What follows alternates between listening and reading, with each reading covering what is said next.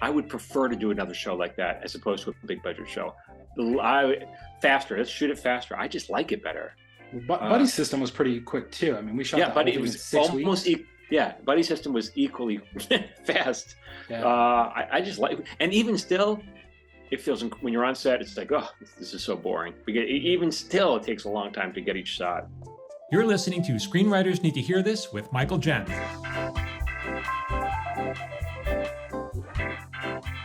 Hey everyone, it's Michael Jamin. I'm back with Phil Hudson for another episode of Screenwriters Need to Hear This, at least until we rename the podcast. We're toying with that idea to open it up, but I don't have an idea yet. I don't have a name yet. So for now, this is what we're going with, everyone. That's news to people. I don't think people know that yet. So no, it's news. You're leaking a little hint. I'm leaking a hint, and it's because I want to open up the conversations a little to broaden out. So it's not just about screenwriting, but also about people who are interested in the arts and reinventing themselves and just putting it out there. So we're going to hang on to that. But for now, we're going to keep talking about this subject. But I'll still talk about screenwriting. So don't want to panic. I'm still going to talk about screenwriting. I just want to open up to more inspirational art stuff. And I think for you, 2 years into the podcast, it started as a thing during COVID to help people out with this specific space. But your social media has grown to include all creatives, and a large percentage of the content that people are consuming on your social media, forgive me for calling it content, but that is being consumed by people who are more in the creative fields. We have people who signed up for your screenwriting course who are financial analysts. They write about finance and they talk about the value of story and story structure. We got artists, novelists, all kinds of people. And so, this makes sense to me, especially as you've kind of outgrown the persona of just being a TV writer and being more of a creative, inspirational figure in the space. Yeah, so that's what the plan is. But until then, we're sticking with this name. But okay, everyone. So today I thought we would talk about the title of today's episode is "What the hell is a producer?" Because no one knows. It's like one of these terms in Hollywood that it can mean so many different things. It's unclear exactly what a producer does. And I think everyone, when I post on social media, everyone gets it wrong. So like we know what a writer does. The writer writes. We know what an actor does. We think we know what a director does, but often people get that wrong. But okay, that could be another episode. But as far as a producer, it means so many different things. So I'm going to break it down, and you're going to help me with this, Phil. First, we're going to take a step back. So right now, the Writers Guild is on strike against the producers, the Alliance of Motion Picture and Television Producers, or the AMPTP. So that's very misleading. It sounds like we are striking against producers, but we're not. In this sense, the producers are the studios. Right. So think about Warner Brothers, Universal, Sony, Netflix, Amazon, Apple. So they produce film and television shows. So we are striking against the producers of film and television shows, but we are not striking against film and television show producers. Which would be, I know that's confusing. PGA, right? Is that where you're going? Right. So that would be, when you think of the PGA, sometimes you watch a film and it says someone's name, the PGA, that's the Producers Guild of America. So those are people who are producers. They work on the show or the movie that's being made. So anytime you have a film or a television show, you have a production staff, and they are there every day. And so on a TV show in particular, the writers will dream up a sequence or a scene or whatever it is. And then they'll sit down with the producers whose offices are right next door and say, can we make this happen? Your job, we thought of it, but now you have to actually make it happen. And sometimes they say, we can't, you're going to break the bank. And sometimes they say, okay, we can do this. So, and those people are producers. And okay, but that's in TV. I'm going to talk more about TV first. And there's a note here too about the PGA. I don't know if you're going to touch on this, but they are not a union. That is basically a group of people who have kind of unified, or they've basically agreed to be an association, but because they are technically employers, they cannot unionize. Oh, really? And so are you in the PGA? I think I'm eligible, but I have not joined. I've not pursued it, but it's definitely open. But don't they provide health insurance? I believe it is it the DGA and PGA have they've pooled. So they've basically, these producers have agreed to pay into these funds and do these things to provide pension and healthcare for their members. But the difference is they are not effectively a union. Yeah. Like I think legally they cannot be a union. So the term guild can be a bit confusing, right? Because there's the WGA, which is a union. Not but there's really. also- The guild. I don't think the WGA is considered a union. I think it's considered Really? just a guild. I thought they were. I thought that's why they're able to strike, because they are I don't unionized. know. I We think don't that's the know. collective bargaining is by definition the union. I thought But there's yeah, some. great point. I I thought guess there's we don't some. know. I thought there's some. Whatever. I thought there's some differences, slight differences. But okay. So now we're going to talk about Got producers it. of. It's two different unions. So it's the East and the West combined forces. So they're two different unions that are working together. In what? Oh, in the Writers Guild? Yes. So the Writers Guild East is a union, and the Writers Guild Mhm. West is a union, and then they join, and that's the guild. Right, That's okay. what they represent, two different unions. So when we talk about producers on a TV show, this is so unclear, and I'm gonna try to clear it up, and it's gonna be still confusing. So producers on, like I said, on a TV show, their job is to, for the most part, make it happen. Like make whatever we dream up, make it happen. So if we set a scene that takes place in an amusement park, the producer's like, okay, how are we going to shoot there? How are we going to first? We got to rent that amusement park. We have to move the cameras there. We have to buy the, we have to license. We have to buy the space out, and that's producing it. If you want special effects, they're going to have to make sure all those people are there on the set that day. They coordinate the whole damn thing. And there's many different levels of producers. The line producer is the one who deals with mostly making sure we're on budget, making sure we're, then there's also, like you're an associate producer. What's your job as an associate producer? Yeah, so the title associate producer came up this season. It was recommended by an actual producer, Savvy Kathy.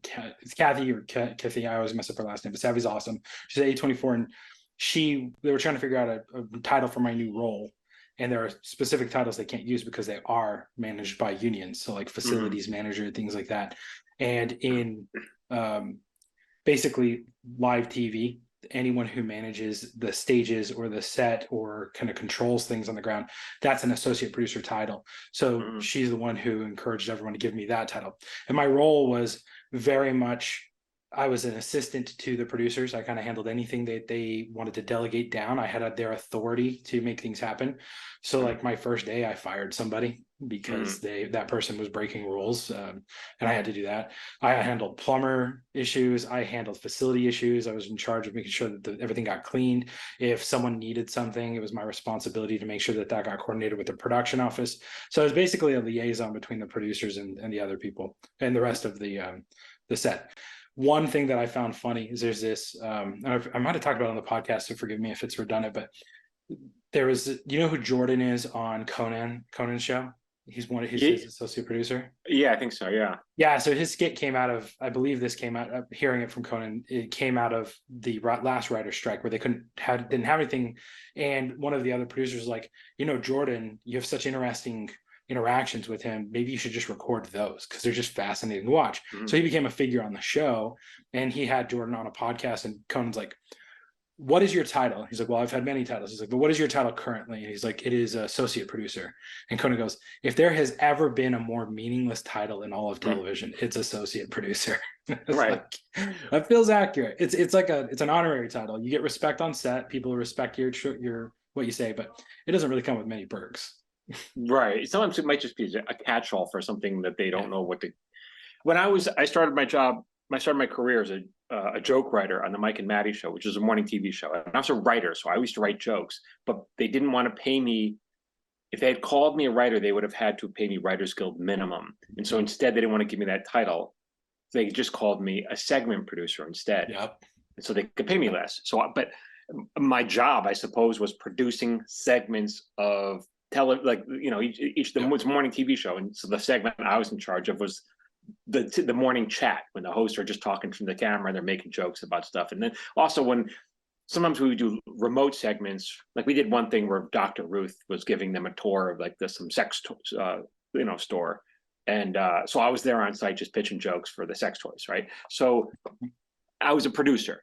Yeah. But did I really know how to produce? It's really rare. No, but that's a very typical thing, even from like cable shows, morning shows on cable, that those are producers. You have producer titles. So my friend's sister was dating a producer on the Late Show, and he was a producer, but what was he? Yeah. He was effectively a joke writer. He wrote Right. jokes for the show, and he was responsible. But I know people in like Utah and New Mexico who are producers, and like their segment producer, they go out and they like, we're interviewing the person who makes the largest cookie in America. Like Right. they make sure it gets done. That's it. Right. Now, here's where it gets a little confusing in TV. If you watch a TV show, you'll often see many titles that have the word producer in it, like co-producer, co-executive producer, supervising producer, executive producer. Many of those people are just mid to high level writers who don't really have the same functions. They don't do the same jobs as the producers do, who work next door, who actually make it happen. So there really is no overlap in the job responsibilities, but the job responsibility of, say, executive producer, who is probably also the showrunner, would be, and also maybe some lower producers like supervising producer. You might be in charge of casting. You might have some editing responsibilities. You also have to know how to, when you write the whole season, you often will say, is this producible? And that comes with experience. So, for example, if I was on a show and we're breaking episodes 1 through 10, and I see too many locations, it's my job as, let's say, a co-executive producer to say, we don't need all these, we can combine scenes or locations here. We can be more efficient, even though I'm not actually producing it. I'm wearing my producer's hat, that we say. So so just don't know that it's not all producers on a show are actually on the production side. We're also, I had a friend who was an actor, and she made a comment once. She's like, all those producers at the front of a show are just writers, don't you? And I was like, that sounds great. I would like that. But the term for a co-EP, which is what you and your writing partner are on Tacoma FD and have been many times, you are, my understanding of this is you're effectively qualified to run the show, and often need to do that when the executive producer is off on set, or dealing with a casting thing, or managing calls with them. So you're running the room, you're making sure it happens. And I've heard that term referred to as the strong number two. The number two. Yeah. So you're the boss. You're there to make sure that the ship stays going. I mean, it's basically the showrunner's the captain. You're the first mate. You take over when they need a rest or break, and you have the same authority to get things done. Yeah, basically. So those are our producers. Now, there's a common misconception that sometimes people think in TV that producers are the people who raise the money. They put together the money for the project. I want to assure you, we don't touch a nickel of it. It's like we don't spend our own money. The studios are the ones who are in charge of raising the money. It's their money. So like we never open our wallets. There's only in rare exceptions. So for example, I've been involved in projects where someone might be an executive producer, and they may put together, let's say, $10,000 or $15,000 to shoot a presentation, which is like a down and dirty pilot, a cheap pilot, just as a sales tool. But they won't spend a lot of money. It's like very little. They're not investing. TV show might cost $1 million to shoot. We're talking about 10 or 15 just to put it on its feet, just to show people what it looks like. And this doesn't even happen a lot. For the most part, in TV, executive producers are not in charge of raising money. They don't touch it. We work for the studios. The studios, it's their money that we're playing with. So get that out of your head. It's not a money position in television. And I think this is another definition thing too, where it can also be confusing, because there is often another executive producer who is that guy who is doing that at the studio. They get that title. Well, right? They don't usually get the title. They don't usually get that title at the studio. So that's the catch. They don't get a title. They work for the studio. They might have a production deal, which is a pod. So, for example, often, this is why it's so confusing. Often a producer will have what we call a shingle at a studio. So the studio, Warner Brothers, is paying their overhead. They give them a pod, which is a producer overall deal.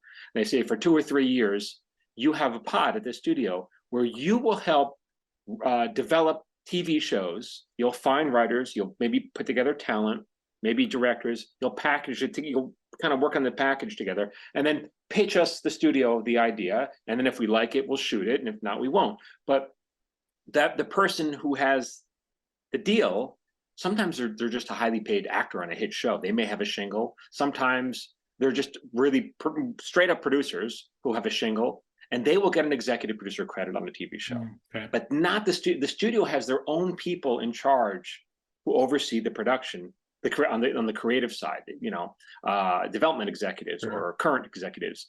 They do not get credit on it. It'd be a Warner Brothers show, so they don't. I don't recall ever seeing them ever get credit on a show, unless they sometimes get fired or leave the studio or whatever, and then they get their own production shingle. So that's common.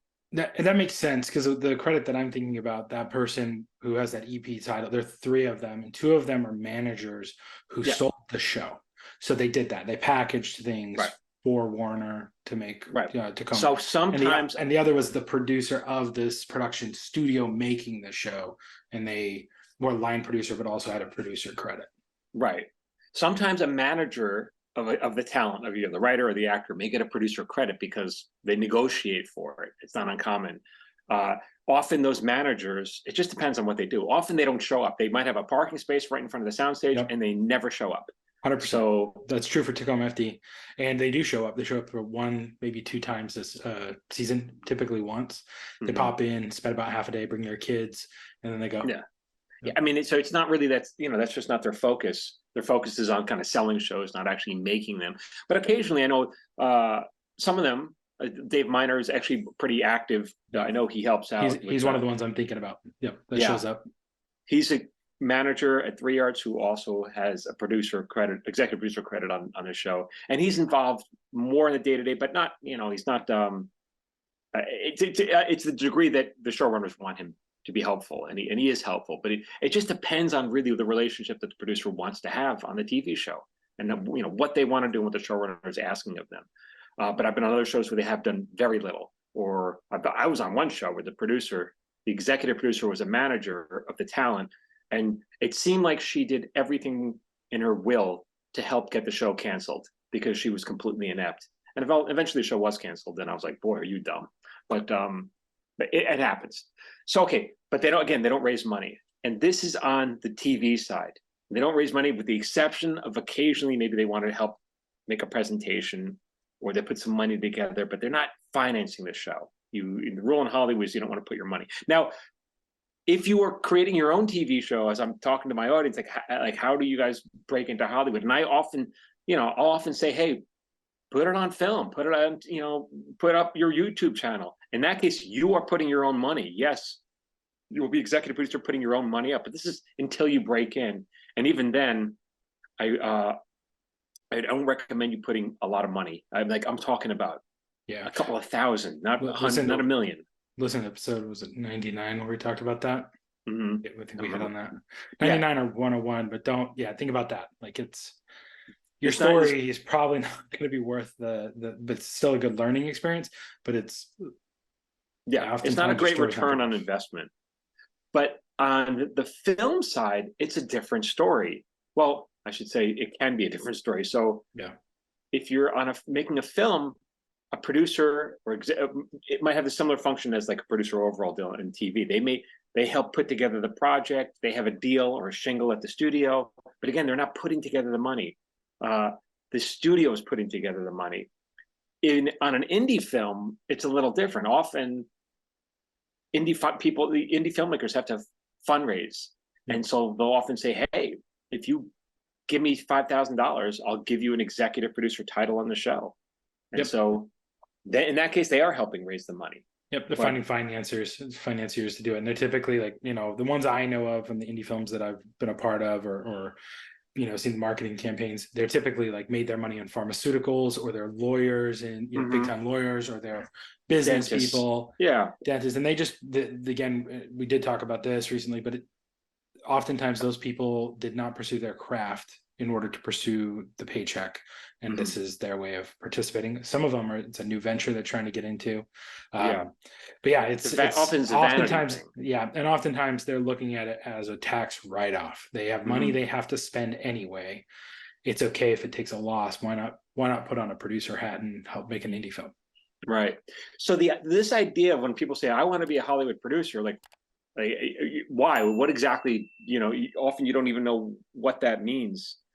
At the end of the day, if you want to be a producer, you are a producer today. You could be I'm a producer, and it just means you're going to hustle to make it happen. And I've worked with many producers who were really just people who hustled. They didn't have some great know-how. They were like, okay, I have a script. How am I going to get the script into the hands of this actor who I don't know? Well, I'll hide it inside of a pizza box, and I'll deliver a pizza with the script inside. I've known producers who've done that. They're just hustlers, and they manage to put people together. And so that's what a producer is. A producer just makes it happen. And so sometimes when people say, how do I become a producer? You do it. You just do it. Like that's, and I had on my podcast, Jim Serpico, who's the producer of Marin.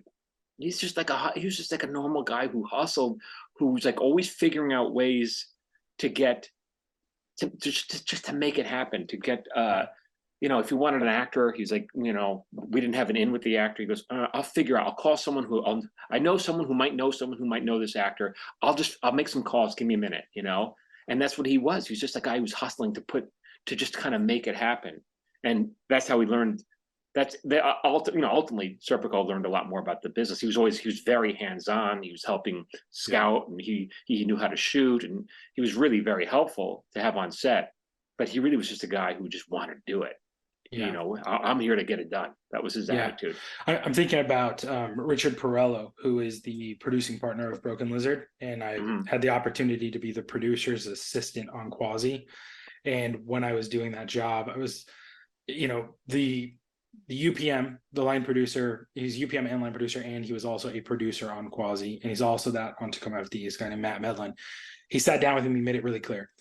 The producers in film are very different than TV, because you can have all of these producers in TV and you have to service them, but on film, there's really one producer, and that's the producer on set. They're the creative producer, and that's very much what Perello was. So his whole point was, serve him. If the guys need something, get it done. But if you can hand it off to PA, do it. Just be there for Rich. And that's what I did. I was there. I was there before him. I had his coffee ready. I had his sides ready. I'd set up his chair. If he had something he needed done, I'd run it. I knew what time to go get his coffee after lunch. I'd go get his lunch order.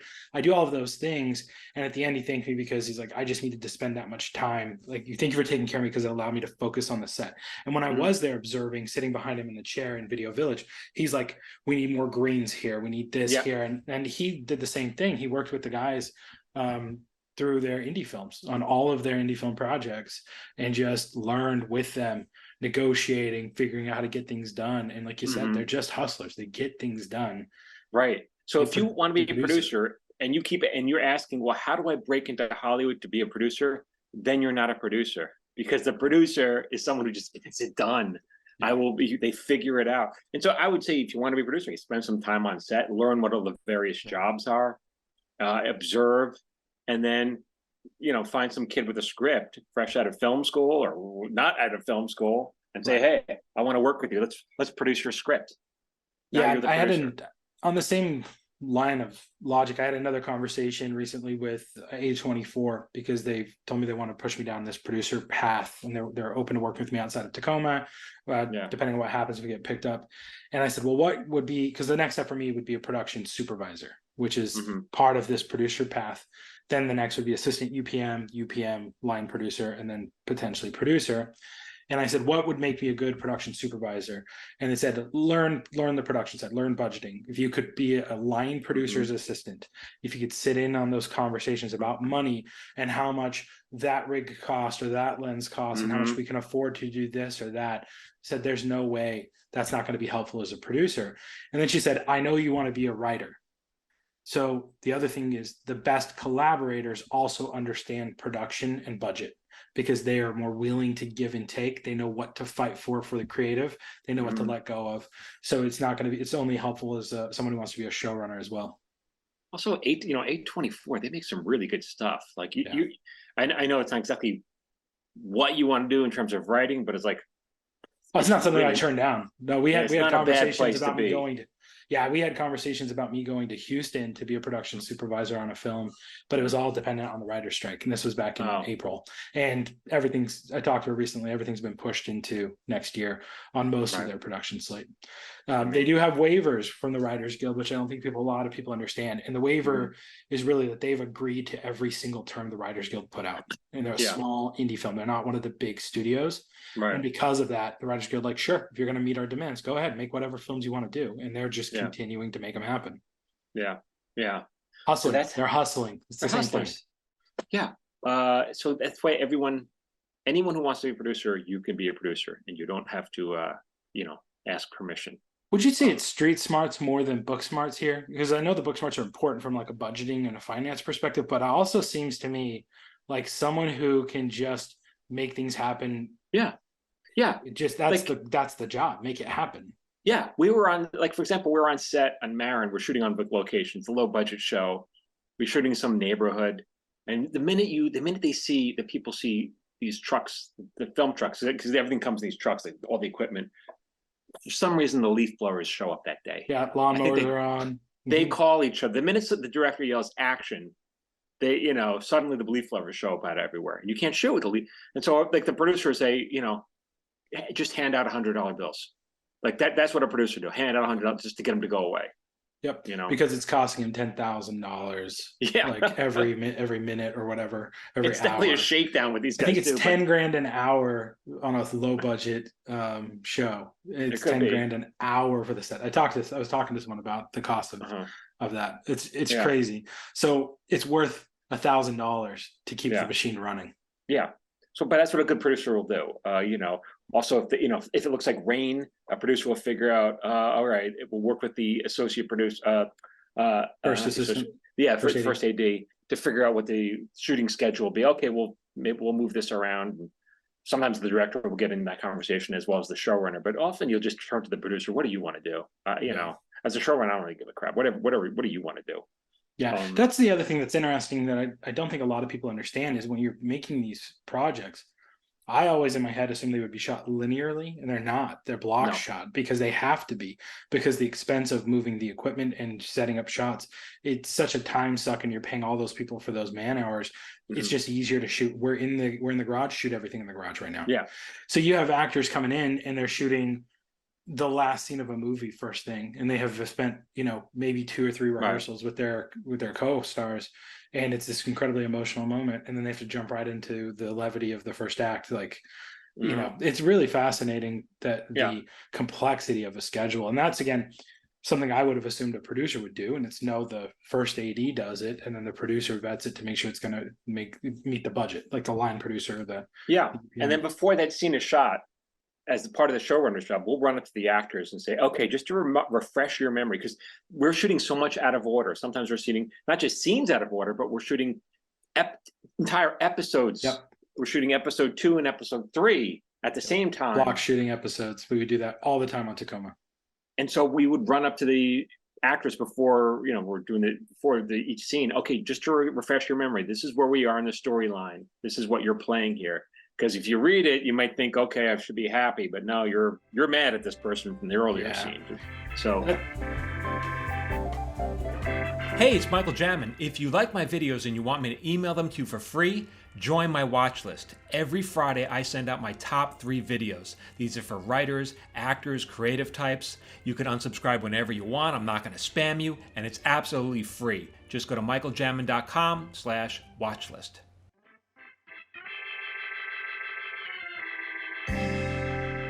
That's another thing I've seen too, which I think is incredibly valuable, is really good showrunners make the actors sit down and read the scripts out loud with them to make sure that they read everything.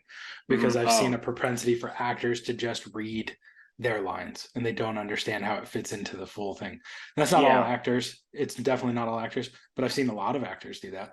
I have not worked on a show where that was a problem, but now that you mentioned, I have to probably keep my eye open it. Yeah. But I'm sure in some shows actors can get lazy, but I haven't worked on, because Marin was a little different. Marin, it was he was the only regular, and because of the budget, and everyone else was a guest star. Meaning, we would hire that actor for maybe 5 out of 13 episodes. They were not regulars. A regular means you're on every single episode. So if you're a guest star, and you're only doing 5 episodes, you're going to come prepared. You're not going to, Mhm. sleepwalk your way through it. And so Mark was always prepared, and although often he was always prepared, but easily confused given how much he had to do in every single episode. Yeah. So you had to go, just remind him where he was emotionally in each episode. But for the actors, the guest stars, they were always Oh yeah, you're on it. well, You're on yeah, it. they were on it because they knew they Well, were that's, going to work. hats off to Serpico too on that too, because what is he? How many days a day? 2.5 days to shoot an episode? Yeah, and it's towards the end we got 3, but that's Wild. crazy. It is Crazy. wild. We had, Right. I think, is it 8 days we would block shoot, so over 2 weeks we'd shoot 2 episodes. Right. So I think it comes out to be like 5 days per episode. Yeah. And it's still like skin of your teeth getting by to get everything. Yeah. So we were really run and gun. And I used to say, as long as someone's finger wasn't in the lens, we got it. Move on. There wasn't enough time. And so we would shoot everything in we would shoot, we block the scene, shoot the first thing in a first run in a master, which is kind of like a rehearsal, but you're in a master, so you're wide. So if the actor is not perfect, that's fine. You're only going to use the master Sure. to open the scene and to end the scene, and then maybe a couple times in the middle. And so we'd shoot the master and then go into coverage, which means going immediately to close-ups. Wow. Or No, overs. no mediums or anything like that? Very few. No. And Yeah. then Because you didn't have time. we don't have time, and occasionally in each episode we would give the director maybe 1 or 2 vanity shots, like, all right, fine, you want to set up a crane or whatever, okay, you can, but you don't have many of those. But I worked on another show, God, it was so annoying.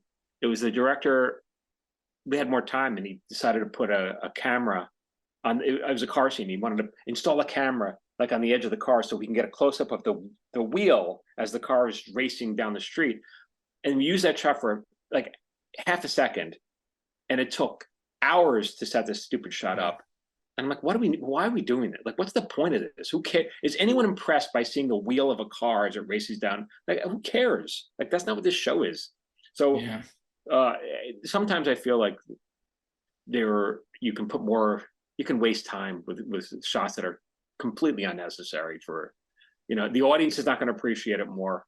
I don't think anybody's going to appreciate it.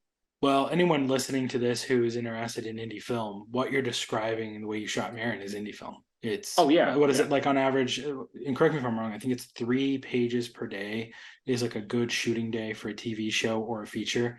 And a feature might be half a page because they're doing bigger, broad. No, we were doing but sometimes 11 pages a day. Indies it's 10. Yeah, I was gonna say indies it's 10. You're doing sometimes 11. we did 11. It was like, man, we got a lot to do. A lot to do. So it's crazy. Oh yeah, and it was. I can't imagine that. Like the crew just hustling nonstop. Yeah, they were hustling, and there's just no time to waste. Wow. And no one, but when you watch that show, no one thought, no one thought it was like it was sloppy. Felt like every other high quality film. Yeah. And I think what's cool about that too, and I think you learn this when you study indie film, is there's a style that comes out of that. The minimalism almost adds to the value. And then we've talked on the podcast previously about the value of like an art director or an art supervisor and how they can come in and really change things. And on Marin, we talked about like the photos and they're out of focus, and that's where the art is, the mise en scène and everything else that's happening in the scene. The music comes into play to pick things up. But yeah, it's fascinating. The thing is, I would prefer, as crazy as that sounds, I would prefer to do another show like that as opposed to a big budget show. Faster, let's shoot it faster. I just like it better. But Buddy System was pretty quick too. I mean, we shot Buddy. It in was 6 almost weeks. Buddy System was equally fast. Yeah. I just like, and even still, it feels when you're on set, it's like, oh, this is so boring. Because even still, it takes a long time to get each shot. So I don't get it when, but also, there wasn't a lot of people being self-indulgent on Marin. Like a lot of actors was like, no, stop horsing around. Know your lines because we don't have time. So it forces people to focus. And you know what? The crew, they loved it. I think they got paid less than other shows. There was no overtime on Marin, but they loved it because they wanted to go home with their family. They didn't want to spend their lives on set. Sure. They were happy to work 12, 13 hours a day, go home. Yeah. Yeah. That's awesome. Well, I want to highlight one thing that you were talking about here what you're describing as a showrunner is why the showrunner is the executive producer. you have to dictate what shots are important. You have to dictate the tone and style of the show. Mm-hmm. You have to make sure your actors are prepared. You have to make sure your actors understand what are going on. Mm-hmm. And I know there's specific union rules about like who's allowed to talk to the actors and who isn't allowed to the actors, who can talk to the background and who can't. But the fact that the showrunner is there to serve the entirety of the production rather than just the ego of an actor, and understanding things at every detail, the nuances of which hat, which ashtray, what color is the car we're using. You're making all of those decisions to sculpt and build this. That is a producer. Like you're and often like you want let's say a black car, and the producer says, that car is going to cost $1,000 more than a silver car. It's all right. Let's get the silver one. Like I don't. I'll live with it. But also, there were plenty of times when we were running Marin, where it's like the director would set up a shot, and I'd yell off, "We're not going to use this shot, so keep it going."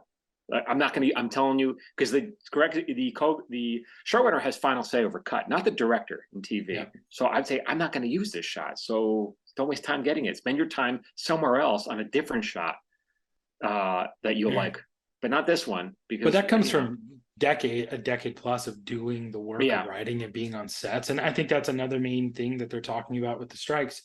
The ability for writers to be on TV sets has gone away, because unless your showrunner wants to invite you to the set, which,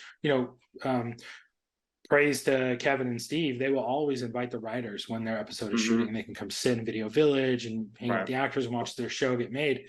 But a lot of productions, writers are not on staff, and they have to work, so they go get another writing job, and they're sitting in another room writing. You don't learn any of this stuff. You're not learning how to be a showrunner. That's a lot of what the Writers Guild's striking about right now too, is staffing minimums, but also standards of how many people you want to have on set, so people can learn the job of running a show. Right. There are times where let's say you're shooting, it's an emotional scene, and they're covering let's say you're shooting it in a wide, and it's an emotional scene. I'm not going to play it in a wide. I'm playing a close-up. It's emotional. I'm going to be in a close-up. Or if let's say it's a two-shot, and also I know to make the joke pop, I'm not going to play it in a two-shot. I'm going to play. Jokes often have to play in singles or overs. So you get someone says a joke and the other person reacts to it, and it's the reaction that's funny. And if you play it in a two-shot, it's not funny. And so there are things like this that you learn on set as an experienced showrunner or whatever writer. You'll learn on set that you're not going to learn if you're not there. And so yes, this is partly what the strike is over. Sometimes you're getting shot coverage, and they've crossed the line. And so these shots don't match. You want to define that for your listeners? So hard to explain without drawing it out. But basically, do you want me to explain it, or you want to? I can explain it, but it's hard to imagine what it is. Google crossing the line, because you'll see an image of it. But I think for the listeners who are in their car. So imagine you're shooting. So imagine you're shooting a multi-camera sitcom on a stage, or any a play on a stage. So the line separates the actors and the audience. There's a line there, imaginary line. And so the audience never crosses the line to watch, come across that line to be on the actor's side, and the actors never cross the line to be on the audience's side. And so when you're shooting a scene, imagine that the cameras are on the audience side. They're always behind that line, and they never cross the line. And the problem is, once you cross that line with the camera, the images get flipped. In your mind, so it's very disjointing when you cut in post, because all of a sudden someone was on the left and now they're on the right. Right. So if I'm talking to you, and this shot here, we're doing this video podcast, I'm looking right at Phil, and Phil is looking left at me. That's how it's always going to be. I'm always looking right at Phil. And we intentionally talked about that when we were setting up the video podcast. Who's looking right, who's looking left, so that there was this line, so it wasn't disjointed. I don't set my camera up on the right-hand side, and I'm on vacation, so I have this other camera. But normally, if you look at it, it looks like we're having a conversation looking at each other. For the most part, maybe in a movie or TV show, you're not going to. The camera's not going to cross the line, because it becomes disorienting, unless the director wants to disorient you, which is okay. That's a creative choice. The other place would do it, and there's a book on directing I read really early on in my studies that talked about this principle, and it was really hard for me to understand. So that's why I'm saying you should Google it, like Michael was telling you to do. But imagine there's a parade coming down the street and you're watching it from this angle. And if you jump to the other side, it's flipped. That's the flip. But if your camera moves on a dolly around the other side, in your brain, you now understand, but you can't Yeah. go back to the other side now. Right, So you can right. flip it, but you can't hopscotch back and forth. Yeah, because you that's can the disjoint. reestablish a line. You can always Correct. establish a new line. But one of the most difficult things for a director to shoot is not a car chase. It's not an explosion. It's four Conversation. people sitting at a dining room table. It's wild. That's really hard to shoot. Yeah, the blocking in that is wild. You see these, Yeah. they literally chart it out in like a Yeah. CAD software, and it says this person's looking here and this person's looking here, and you have Yeah. where your camera goes so that you are meticulous about that. Yeah, which is why you'll often see as a cheat, you'll see if it's a table, one character sitting on one side, then two characters sitting on the other side. They're not sitting all around the table; they're just sitting on opposite ends of the table, and even that's kind of difficult to shoot. So yeah, and I'm not a director, although I have directed, but I still when I have to work on scenes like that, I have a pencil and pad making notes to figure out if we're shooting on the right side of the line.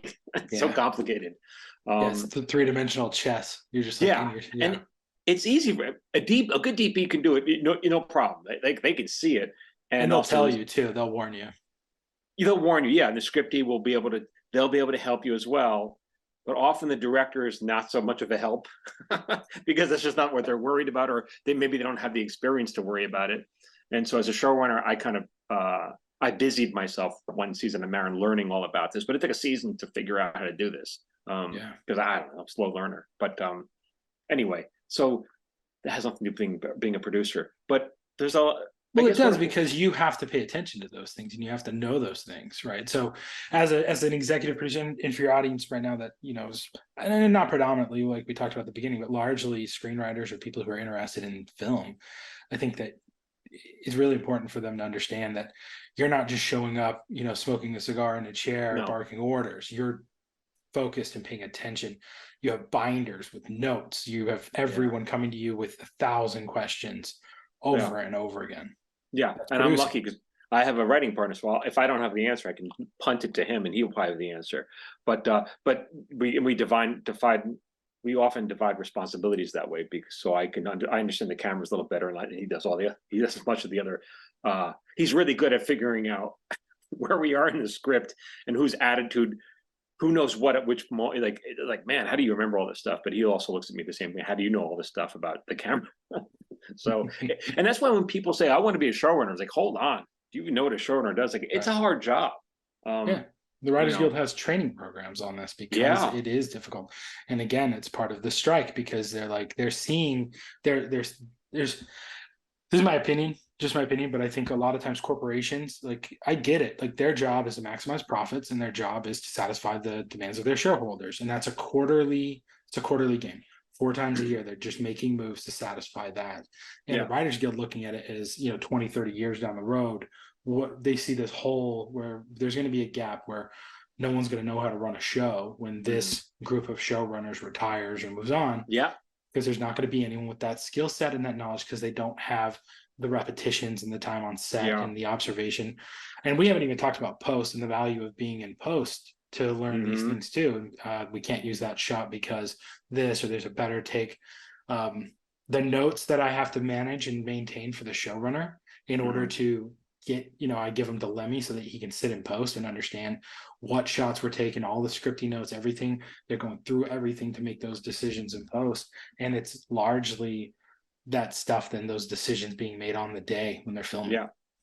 The thing is, you mentioned the showrunners program with the Writers Guild. I had a guest on here, Alex Berger, who I worked with many years ago, and he's at the level now where he's ready to get his own show. He just hasn't gotten his own show, but he took the showrunners program at the Writers Guild. It's a free program you have to apply for, though. Yeah.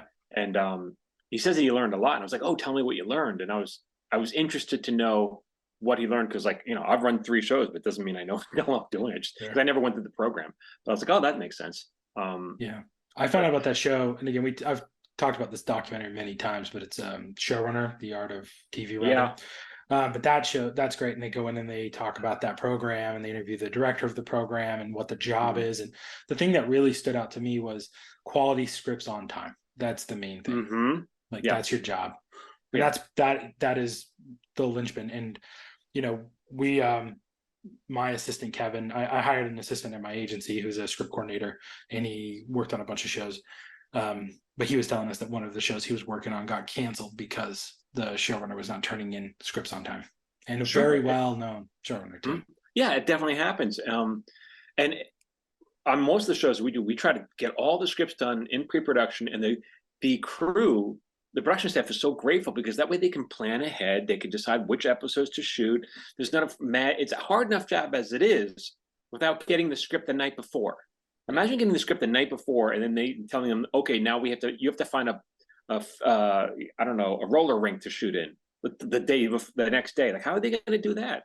So you have to get, this is when things get dangerous, when people are overworked or working late and, cutting corners. So it's the job of the showrunner.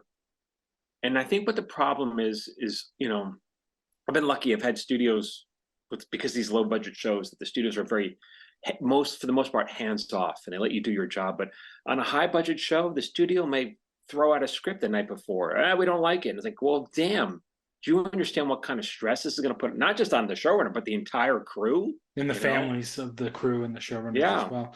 I know there are people on our crew who are working on the reshoots of Thor: Love and Thunder, and they were working 14-hour days, 7 days a week for 2 weeks straight.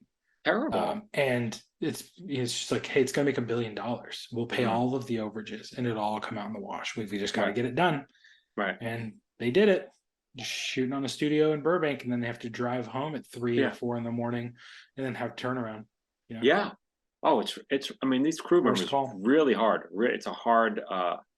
It can be a hard job. It can be a hard life, and so you're getting home at 4 a.m. Yeah. And then going to bed. You miss your kids. You wake up. I mean, even just, and I'll just say this: like when I had my first kid, we were shooting. We were shooting Quasi. My kid was almost a year old, and there were days I didn't see my kid, like weeks I didn't see my kid because I'd leave in the morning before she got up, and I'd come home before she went to bed or after she went to bed. And that's heartbreaking. I hate that. Right. Yeah. So that's what it was, and it was 30 days of that, and then it was over, and I was just very at least you can see the end in sight. At least you go, okay, it's 30 days. I can, but if this is your life.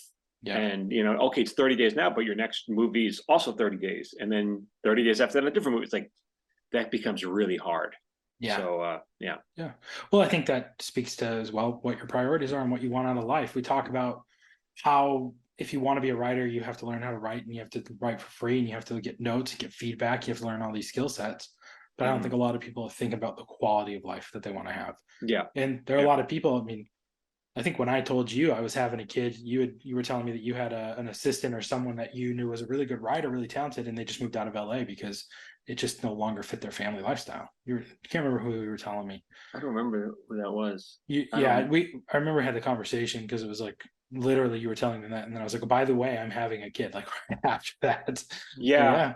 Because things shift and things change. Priorities change when you have a family. Priorities change. If you don't want to have a family, and you're happy and you just want to make a career, awesome and good for you.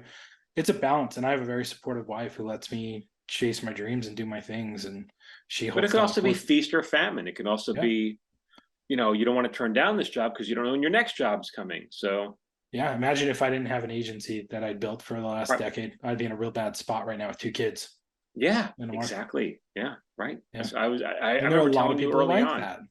I said, you're smart to have this other income stream, multiple income streams, in Hollywood. So, yeah. Well, there we go, Phil. Good stuff. Any other thoughts on producing or? I don't know. I think I hit it. Do you have anything you want to add to this? No, I just, I think it was a very helpful conversation. I hope people found it I found it very enjoyable personally. I mean, just hearing you talk about these things and the nuances, it's just kind of sets the stage for what the job really is. And I think the mistake or the folly we often run into as creatives is we have this delusion of grandeur that we're going to make it in Hollywood and we're going to win an Oscar and we're going to do these things. And you have to have a little bit of that suspension of disbelief, which is what we ask our audience to have. We have to suspend our disbelief about the reality of what our world looks like to chase our dreams and our goals. Mhm. But we also need to be grounded and understand what the stakes are. And I think that's one of the values that you bring in the podcast. And what we see from people talking about is just we just read the reviews the other day, just going through a bunch of them. And you and I, we're really appreciative for anybody who's leaving reviews. So if you enjoy please go leave us a review on Apple if you like our Apple show. iTunes, yeah. But yeah, it's like, people are just like, there's gold. Every episode's full of gold and wisdom. I just really think that it's a credit to your realistic take on all of this, Michael. Yeah. I just think you're just preparing another generation of writers and producers and creatives to just understand, like, you may never make it in the way you think you will, but it's still worth pursuing. If you want to, just keep doing it. Yeah. And that's a good point, because I do know, before I wrap it up, I have spoken with people who chase the money after college because for various reasons, and all of them may be completely legit. Maybe they didn't grow up with money. And so, having money in the pocket really felt good, some stability. But then they reach a certain age where the money does no longer fill the hole. And so then they start chasing, they want to do something a little more creative with their life. So there's a Ben Folds song called The Ascent of Stan, and it's talking about this corporate guy who gets laid off after like 30 years, and he goes home and he puts his slide deck in and he projects it onto the wall and traces it because he's going to paint this thing, and it's just all pointless. Like, what is my life? Is basically the one is like, what has my life been? I put 20, 30 years into this corporation, and they just escorted me out one day, and here I am just trying to find my art again, and it's like, what's the point? But you don't need anyone's permission to start making your art today. Maybe we'll talk more about that in another podcast. But don't wait for just start doing it. Just start creating it. Love it. All right, everyone. Thank you so much. We got a lot of good free stuff on my website. Go visit it, and you can get all the things. You can get a free screenwriting lesson. You can get an invitation to my free screenwriting webinar, which we do every few weeks. Got another one coming up. Well, I don't know when this airs. Who knows? There's always one coming up at this point, which is always one. A lot of really good feedback. You can get learn more about my book, Paper Orchestra, when that drops. You can see me on tour. You can just get the book, the audio book working on. You can get a sample script that I wrote, or a couple sample scripts. You could get, what else can you get, Phil? The newsletter, the weekly newsletter. We give it away. Phil's in charge of giving it all away. I just take from Michael, guys. That's all I do. He gives it away. I'm Robin Hood, and he's, we're just handing it to the masses. But it's all, go to michaeljamin.com. You asked me to give it away, to be clear, everyone. Michael's like, hey, if I wanted to learn from someone, I'd want to read their script. Can we put my scripts up here? I'm like, yeah, I'll figure out how to make the form and the email auto drip campaign work and make sure the tags are functioning. And he's the digital marketer. So you go check out Rook SEO as well if you want to, for all your digital marketing needs. Okay, everyone. Thank you so much. Until next week, keep writing. Thanks, guys.